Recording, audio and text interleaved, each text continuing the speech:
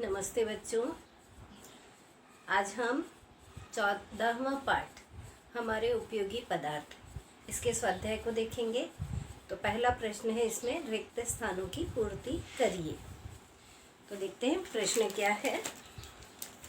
पहला है, धोने के सोडे में कैलासन जल अणु की संख्या रिक्त स्थान होती है तो कितनी होती है इसमें? 10।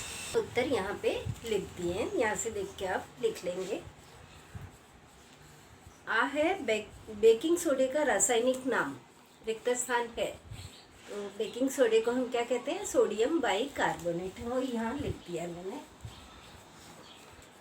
तीसरा है, हाइपरथायराइडिज्म रोग के उपचार के लिए आयोडीन 123 का उपयोग किया जाता है।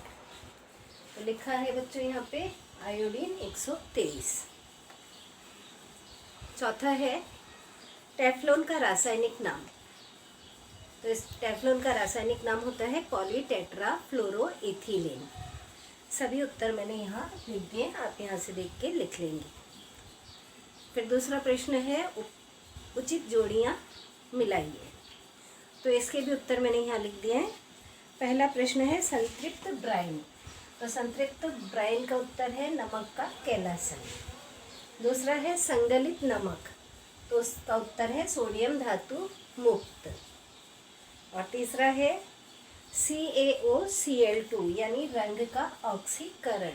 CaOCl2 हम किसे कहते हैं? CaOCl2 यानी ब्लीचिंग पाउडर। फिर NaHCO3 यानी खाने का सोडा। तो इसका उत्तर आएगा क्षारीय लवण। तो आप उत्तर लिख लेंगे। और उत्तर किस तरह से लिखेंगे? समूह अ और उसके बाद उत्तर, डायरेक्ट ब लिखने की आवश्यकता नहीं है। फिर तीसरा प्रश्न देखते हैं, नीचे दिए गए प्रश्नों के उत्तर लिखिए। उसमें पहला प्रश्न है, रेडियो सक्रियता का क्या अर्थ है? तो यहाँ पे प्रश्न का उत्तर आपको दिया हुआ है, फिर भी मैं लिखवा देती हूँ। तो बच्चों, इस प्रश्न का उत्तर है पेज नंबर 154 पे। रेडियोधर्मी पदार्थ देखिए, वहाँ पे यूरेनियम, थोरियम, रेडियम जैसे उच्च परमाणु क्रमांक के तत्वों से अदृश्य, अत्यंत भेदक और उच्च दर्जे वाली किरणों के स्वयं प्रेरणा से उत्सर्जित होने की गुणधर्म को रेडियो सक्रियता कहते हैं। वहाँ तक आपको लिखना है। फिर अगला प्रश्न है बच्चों इसी में, नाभिक अस्थिर है, ऐसा कब कहा जाता है? तो इसका उत्तर आप लिखेंगे, जब नाभिक में से रेडियो सक्रिय किरणें उत्सर्जित होती हैं तब नाभिक अस्थिर है, ऐसा कहा जाता है। बच्चों, तीसरे का दूसरा प्रश्न है, नाभिक अस्थिर होते हैं, ऐसा कब कहा जाता है? तो जब नाभिक में से रेडियो सक्रिय किरणें उत्सर्जित होती हैं तब नाभिक अस्थिर है, ऐसा कहा जाता है। तो आगे आप प्रश्न को अपने लाइनों में लिख लेंगे। फिर उसके बाद दूसरा प्रश्न आता है इसका अगला, तीसरा ई वाला प्रश्न है, कृत्रिम खाद्य रंग के कारण कौन सी व्याधियाँ होती हैं? तो इसका उत्तर है पेज नंबर 158 पे। 158 को जब आप निकालेंगे तो वहाँ पे पिंक कलर के बॉक्स में इसका उत्तर है खाद्य रंगों के दुष्परिणाम। तो 2 पॉइंट दिए हुए, ये दोनों पॉइंट आप लिख लेंगे।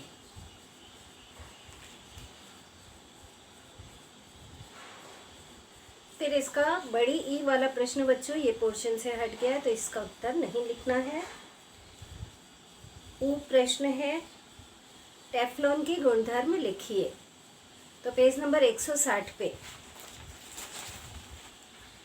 टेफ्लॉन के गुणधर्म दिए हुए हैं, नीचे ब्लू कलर के बॉक्स में केवल आपको गुणधर्म लिखने हैं।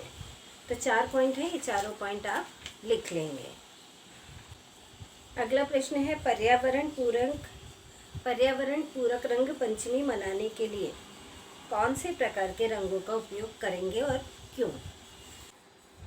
तो इसका उत्तर आप लिखेंगे, पर्यावरण पूरक रंग पंचमी मनाने के लिए हम वनस्पतियों से प्राप्त रंगों का उपयोग करेंगे, जैसे पालक, शलजम, पलाश के फूल, गुलमोहर इत्यादि से प्राप्त रंगों का उपयोग करेंगे। और फिर इसका प्रश्न में ही आगे पूछा है क्यों, तो क्यों में आपको उत्तर लिखना है क्योंकि इन रंगों का उपयोग करने से हमें स्वास्थ्य संबंधी नुकसान नहीं होता है, इसलिए हम इन रंगों का उपयोग करेंगे। आप अगला पॉइंट इसमें ये भी लिख सकते हैं क्योंकि प्राकृतिक रंगों से हमें अंधापन, त्वचा का रोग और अस्थमा जैसे रोग नहीं होते हैं। जो अगला प्रश्न है इसका ए, टेफ्लॉन विलेपन जैसी पद्धति का उपयोग खूब बढ़ा है।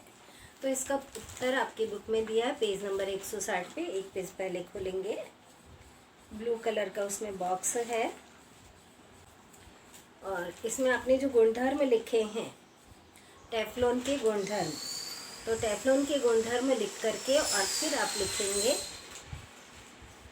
इन गुणधर्मों के कारण टेफ्लॉन विलेपन जैसी पद्धति का उपयोग खूब बढ़ा है।